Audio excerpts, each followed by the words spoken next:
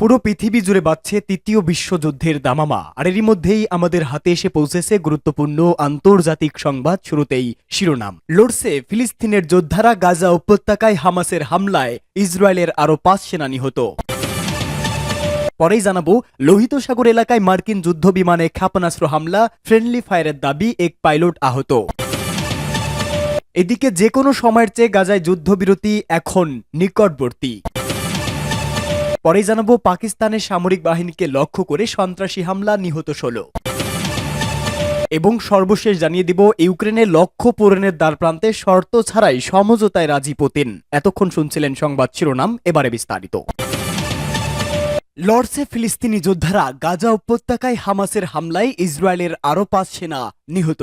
ফিলিস্তিনের অবরুদ্ধ গাজা উপত্যকায় ইসলামী প্রতিরোধ আন্দোলন হামাসের যোদ্ধাদের হামলায় ইহুদিবাদী ইসরায়েলের আরও 5 সেনা নিহত হয়েছে। হামাস যোদ্ধারা পয়েন্ট ব্ল্যাক রেঞ্জ থেকে এসব ইহুদিবাদীকে হত্যা করে। হামাসের সামরিক শাখা আল কাসাম ব্রিগেড এই বিবৃতি জানিয়েছে, একটি জটিল অভিযানের মাধ্যমে আমাদের যোদ্ধারা ইহুদিবাদী ইসরায়েলের 3 সেনাকে ছুরি মেরে হত্যা করে এবং তাদের কাছ থেকে অস্ত্র ছিনিয়ে নেয়। এই ঘটনাকে দখলদার সেনাদের বিরুদ্ধে এ ধরনের দ্বিতীয় অভিযান বলে হামাসের বিবৃতিতে উল্লেখ করা হয়েছে। এতে আরও বলা হয়েছে, এই অভিযানের পর হামাস যোদ্ধারা একটি ভবনের ভেতরে কয়েকজন ইহুদিবাদী পদাতিক সেনাকে ঘেরাও করে। সেখানে হামাসের হামলায় অন্তত 2 সেনা নিহত হয়। জাবালিয়া শরণার্থী শিবিরের আরেকটি জায়গায়ও ইহুদিবাদী সেনাদের সাথে হামাসের যোদ্ধাদের সংঘর্ষ হয়েছে। এদিকে দখলদার ইসরায়েলের পররাষ্ট্র মন্ত্রণালয় খ্রিস্টানদের ধর্মগুরু পোপ ফ্রান্সিসের মন্তব্যের বিষয়ে নির্লজ্জ প্রতিক্রিয়া জানিয়েছে। মন্ত্রণালয় এক বিবৃতিতে বলেছে, পোপের মন্তব্য বিশেষভাবে হতাশজনক, কারণ তারা জিহাদি সন্ত্রাসবাদের বিরুদ্ধে ইসরায়েলের লড়াইয়ের সত্য ও বাস্তব প্রেক্ষাপট থেকে বিচ্ছিন্ন। চলমান সংঘাতকে ইসরায়েলের পররাষ্ট্র মন্ত্রণালয় একটি বহুমুখী যুদ্ধ বলে উল্লেখ করেছে। ইসরায়েল এ দাবি করলেও বাস্তবতা হচ্ছে, গত 15 মাসে ইহুদিবাদী ইসরায়েলের হামলায় অবরুদ্ধ উপত্যকায় 45,200 ফিলিস্তিনি শহীদ হয়েছেন, যার বেশিরভাগ নারী ও শিশু। পোপ ফ্রান্সিস নিজেও ইসরায়েলের চলমান হামলাকে নিষ্ঠুর হামলা বলে উল্লেখ করেছেন। লোহিত সাগর এলাকায় মার্কিন যুদ্ধ বিমানে ক্ষেপণাস্ত্র হামলা, ফ্রেন্ডলি ফায়ারের দাবি। লোহিত সাগরের আকাশে আমেরিকার একটি FA-18 যুদ্ধ বিমানে ক্ষেপণাস্ত্র হামলার ঘটনা ঘটেছে। এ ঘটনায় বিমানের 2 পাইলট নিরাপদে বেরিয়ে আসতে সক্ষম হয়েছে।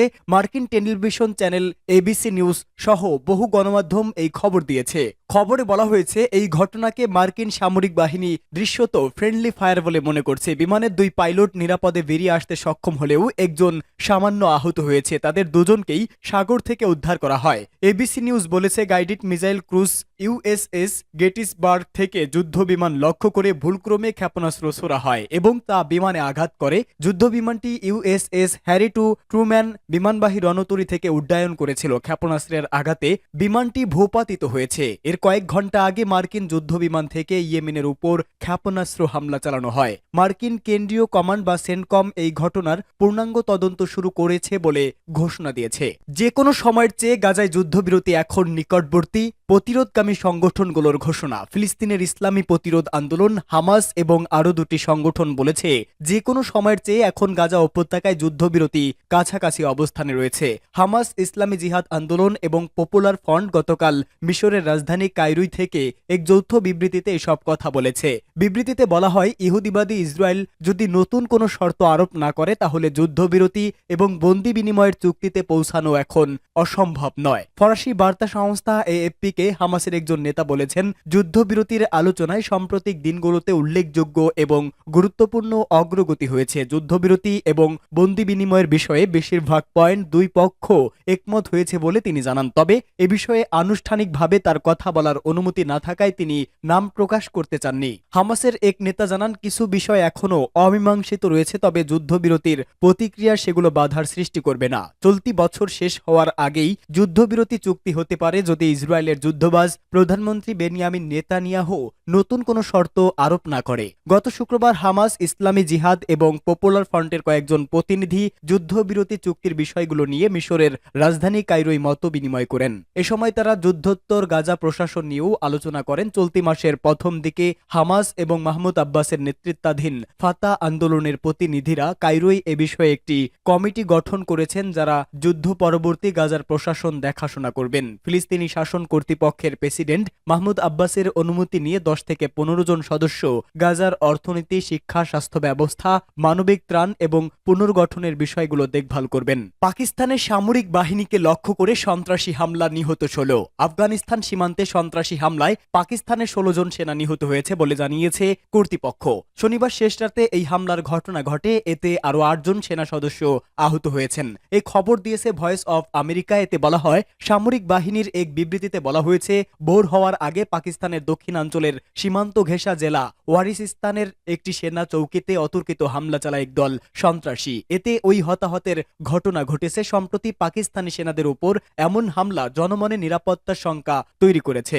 সামরিক বাহিনী বলেছে, এই সংঘাতে 8 জন হামলাকারীও নিহত হয়। বিবৃতিতে বলা হয়েছে, ওই অঞ্চলে পরিচ্ছন্নতা অভিযান চালানো হচ্ছে এবং এই ঘৃণ্য কাজ যারা করছে তাদেরকে বিচারের মুখোমুখি করা হবে। এতে বিস্তারিত আর কিছুই জানানো হয়নি। একজন পাকিস্তানি নিরাপত্তা কর্মকর্তা বলেন, জঙ্গিরা 8 জন সেনাকে আহত করেছে, যাদের অনেকেরই অবস্থা আশঙ্কাজনক। বিষয়টি নিয়ে সংবাদ মাধ্যমের সঙ্গে কথা বলার অনুমতি না থাকায় এই কর্মকর্তা নাম প্রকাশ না করেই কথাগুলি বলেন। এটি নিষিদ্ধ সন্ত্রাসী গোষ্ঠী তেহরিকে ই তালেবান পাকিস্তান ও টিটিপি এই প্রাণঘাতী অভিযানের দায় স্বীকার করেছে বলে জানা গেছে। তারা বলেছে যে নিকটবর্তী ট্যাঙ্ক জেলায় এই সপ্তাহে আরও আগের দিকে পাকিস্তানি সৈন্যদের সঙ্গে এক সংঘাতে তাদের একজন সিনিয়র কমান্ডার নিহতের জবাব তারা এই হামলায় চালিয়েছে।